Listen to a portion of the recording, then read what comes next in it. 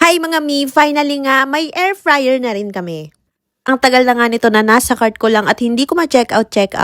Kaya naman sobrang happy ko talaga mga mi nung sa wakas ay nagkaroon na rin ako ng extra budget para mabili ito. Ever since nag-switch kasi ako sa pagkakaldef ay ito na talagang air fryer ang gusto kong bilihin.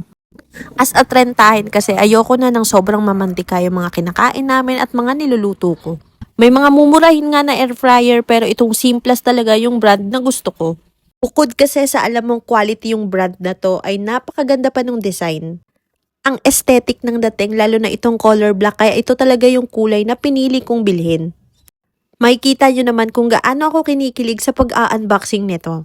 4 liters na nga pala itong binili ko para pang family na talaga yung pwede mong mailuto rito. Nakakatuwa nga kasi may kasama na rin siyang libreng parchment paper.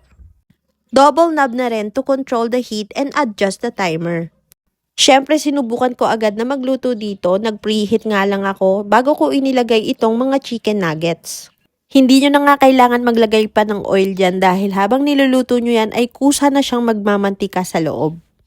Napakadali nga lang gamitin ito mga mi. I-adjust nyo lang yung timer at isiset nyo yung heat.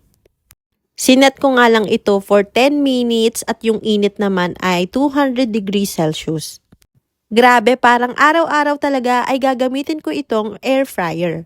So, ayun na nga, after 10 minutes ay luto na rin yung chicken nuggets. Pantay-pantay nga rin yung pagkakaluto niya. Kaya ano pang hinihintay nyo, mag-switch na rin kayo dito sa air fryer at i-check out nyo na yan sa aking yellow basket.